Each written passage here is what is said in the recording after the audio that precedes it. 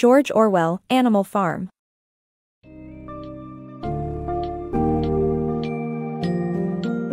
Dive into the world of Animal Farm, George Orwell's classic allegorical tale, where the animals of Manor Farm rise against their human oppressors to create an autonomous society. As you journey through this summary, explore crucial themes such as power, corruption, and inequality.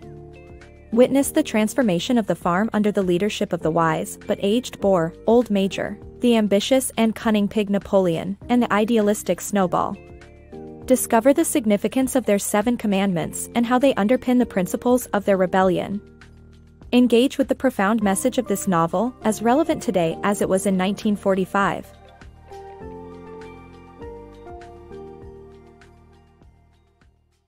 The rebellion begins.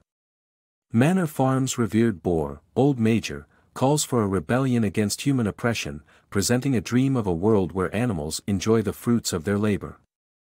As he shares the 7 commandments with his comrades, his vivid message catches fire, igniting a powerful solidarity among the animals. In a time of great excitement, all animals on Manor Farm gathered to discuss a pressing issue, Old Major's recent dream. This wise old boar was highly respected due to his age, experience, and natural eloquence. As the creatures prepared to lose sleep to attend his gathering, the anticipation hung thick in the air. Once their owner, Mr. Jones, collapsed in a drunken stupor, the animals cautiously filed into the barn. Old Major stood upon a platform made of straw, addressing the throng of curious animals ranging from hens and horses to pigeons and pigs. All hung on his every word. The aged boar revealed his intention to shed light on both his magnificent dream and the wisdom gained from his many years. Life, Old Major pointed out, had been cruel and difficult for all animals in England, forced labor, meager rations, and eventual slaughter under human rule. The source of this misery, he claimed, was quite clear: mankind, an exploitative creature who reaps the many benefits of animal toil without contributing anything themselves. Old Major thundered, sparking fervor throughout the crowd, that the time for rebellion had arrived. They must all rise against the tyranny of man and work collectively toward their own prosperity. Loud cheers echoed as the barn dwellers embraced Old Major's words with unanimous enthusiasm. They even agreed to consider wild creatures like rabbits and rats their comrades. With momentum surging, Old Major shared his vision's foundational principles, the 7 commandments. 1. Whatever goes upon 2 legs is an enemy. 2. Whatever goes upon 4 legs, or has wings, is a friend. 3. No animal shall wear clothes. 4. No animal shall sleep in a bed. 5. No animal shall drink alcohol. 6. No animal shall kill any other animal. 7. All animals are equal. Though the specifics of Old Major's dream were vague to him, he vividly recalled a stirring song that accompanied it, a long-forgotten tune his mother had sung called "Beasts of England." It painted a glorious future in which England would belong to animals only. As he taught the captivated crowd this song, their newfound unity solidified under the promise of a brighter future. The voices of Manor Farm's animals rose in unison, filling their hearts with hope and determination. The fire of rebellion had been ignited, with the shared vision of freedom and a world without human oppression guiding their course. Rebellion and battles on Animal Farm. After Old Major passed on, Napoleon, Snowball, and Squealer, 3 intelligent pigs, took charge and created the system of animalism. Frustrated by hunger, the animals overthrew their human masters, renamed the farm Animal Farm, and established their own set of commandments. They achieved unprecedented progress with teamwork and strategy. A battle ensued when Jones returned, but thanks to clever planning, the animals emerged victorious and established their independence. Old Major's passing left the animals abuzz with thoughts of revolution. The pigs stepped up, learning to read and write, with 2 boars, Napoleon and Snowball, emerging as natural leaders. A 3rd pig, Squealer, became known for his persuasive talking skills.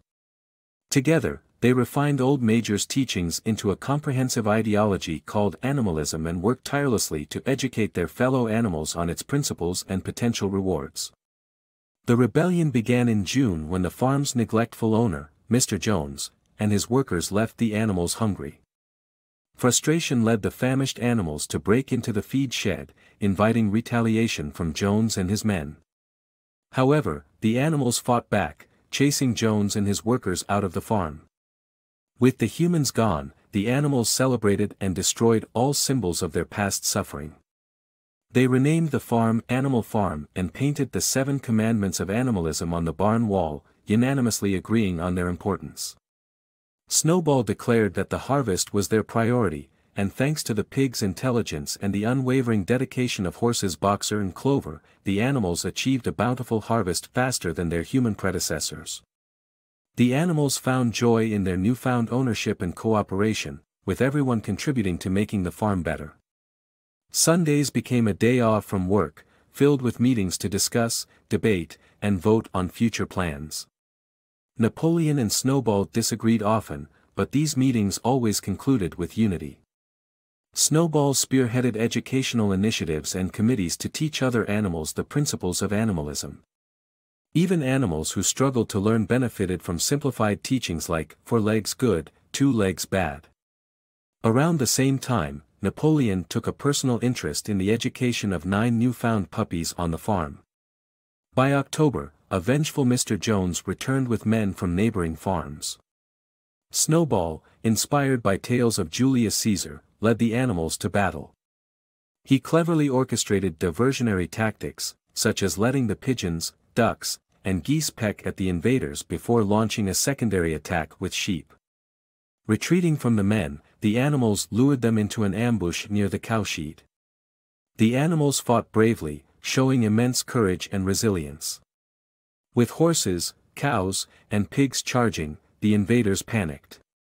Snowball, although injured, managed to tackle Jones, who dropped his gun. Boxer displayed exemplary strength, leaving the other men fleeing from the farm in utter defeat. Victory set the stage for exuberant celebrations and tributes to fallen comrades. Snowball and Boxer received the title Animal Hero, First Class, and the 12th of October became an annual commemoration of the Battle of the Cowshed. Untangling the Windmill Dilemma. The animals of Animal Farm struggled through the cold winter, hindered by ongoing conflicts on farm policies and priorities. Frustration reached a boiling point during the debate over the windmill, a fixture proposed by Snowball and initially opposed by Napoleon. However, when Napoleon ousted Snowball with the help of his fearsome dogs, he changed the narrative and took credit for the windmill project. Despite eventually championing the windmill, Napoleon proved to be inconsistent and manipulative, fostering confusion and fear among the animals but somehow still maintaining their trust. As the cold winter set in on Animal Farm, internal conflict simmered just beneath the surface. The pigs prioritized apples and milk for their consumption, claiming that their crucial managerial roles necessitated these nutrients. The other animals, afraid of the farm failing and Mr. Jones returning, didn't question this rationale. Farm policy decisions were left to the pigs, who were considered the cleverest among them. But Napoleon and Snowball couldn't agree on the most pressing matter, whether to build a windmill. Snowball, inspired by books found in the farmhouse, passionately advocated for its creation, eager to improve the farm and provide additional comforts to its inhabitants. On the other hand, Napoleon downplayed its importance, arguing that the animals should focus on food production to avoid starvation. During a vote on the windmill's future, the situation took an unexpected turn. Snowball explained the project's details, while Napoleon merely expressed his disapproval. Just before the vote, Napoleon unleashed his dogs, chasing Snowball away and effectively seizing control. Napoleon announced that farm policies would now be decided by a committee under his oversight. Democracy and debates were no longer welcome. Confusion gave way to exasperation, but Squealer smoothed things over by emphasizing Napoleon's wisdom and dedication. The farm's well-being depended on their leader, who heroically prevented the windmill project from inviting calamity. With Boxer, the plow horse, leading the charge, the animals reluctantly submitted to Napoleon's rule. However, the windmill debate wasn't over. Napoleon suddenly reversed his position, claiming he'd always supported the project and had merely been using clever tactics to expose Snowball's treachery. Snowball, now branded a dangerous traitor, faced a barrage of accusations, with Squealer pointing out his alleged collaborations with neighboring farms. Despite concerns from some animals about trading with humans, a necessary step to acquire windmill materials, Napoleon assured them that no commandments barred such transactions. Perhaps more shocking was the pigs' move into the farmhouse, where they consumed their meals and slept in beds. The commandments they'd remembered seemed different now, rewritten to accommodate the pigs' lavish lifestyle. Undeterred, the animals made progress on the windmill's construction. The devoted Boxer worked tirelessly, hauling stones and waking up early. Unfortunately, a devastating storm wrecked their efforts, leaving only the foundation intact. Napoleon blamed Snowball, starting a witch hunt for the expelled pig and urging the animals to rebuild at all costs.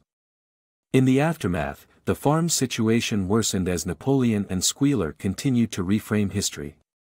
Charges of treason and collaboration with humans were leveled against Snowball, who was stripped of his honors, replaced by medals now worn by Napoleon. As disillusionment led the animals to question their revised history, Napoleon ruthlessly silenced dissent, enacting brutal punishments with his dogs by his side. The animals soon discovered that the sixth commandment had been altered as well: no animal shall kill any other animal without cause. Finally, in a symbolic gesture, singing "Beasts of England" was forbidden. The rebellion had succeeded, and the utopia they had desired should have been a reality. But was it? Napoleon's rise and fall. Napoleon's power grew as he became known as "our leader, Comrade Napoleon." Despite adversity, Animal Farm prospered and expanded. However, a series of shocking events and betrayals led the farm to revert to its pre-rebellion state, once again, Manor Farm. On the eve of Napoleon's rise to power, he secured his new title as "our leader, Comrade Napoleon," alongside a loving poem and portrait. Meanwhile, whispers of an attack from Mr. Frederick's Pinchfield farm circulated. Yet, the spirits remained high with the windmill's completion, now called Napoleon Mill. True to the rumors, Frederick and his men attacked the farm and destroyed the windmill. A fierce, bloody battle ensued, which, despite losses, resulted in the expulsion of the invaders. Squealer, the propagandist, hailed this as a victory, celebrating the Battle of the Windmill. Napoleon wasted no time in monopolizing the aftermath, setting up a brewery on the farm. Alleged commandments were altered to justify the pigs' drinking habits, further solidifying Napoleon's control. Food scarcity plagued the winter months, but morale was maintained through speeches, ceremonies, and distractions. As spring settled in, Napoleon became the president of the new Animal Farm Republic. Renewed efforts were poured into rebuilding the windmill, driven largely by Boxer, the stalwart workhorse. Boxer's health took a turn for the worse. The animals believed Napoleon had arranged for Boxer to see a veterinarian, but instead, the horse was sold to a slaughterer. Squealer convincingly lied about Boxer's supposed peaceful death in a hospital, preserving Napoleon's facade. Over time, the farm prospered, with the windmill's completion and new land acquisitions. The animals slowly forgot the rebellion's ideals as Squealer's reports insisted that progress was being made. The animals found solace in working for themselves instead of oppressive humans. However, a shocking sight shook the farm's foundations: Squealer and Napoleon walking on two legs, emulating their human oppressors. The sheep, seemingly indoctrinated, chanted more radical phrases, and the commandments were replaced with a single, chilling sentence: all animals are equal. But some animals are more equal than others. As Napoleon's transformation continued, the pigs wielded whips and sported clothing from Mr. Jones's wardrobe. Napoleon cozied up to neighboring farmers and announced the farm's reversion to its original name, Manor Farm. The prophecy was complete, and the farm had come full circle with merely a new oppressor at the helm.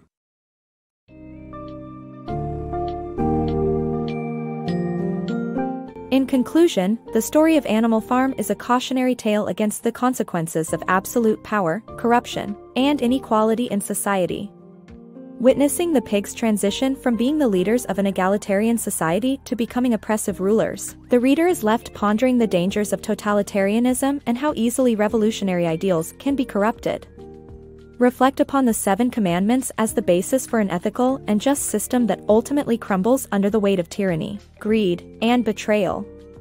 As you complete this book's summary, consider the relevance and importance of these themes as they continue to resonate through history and into the present day.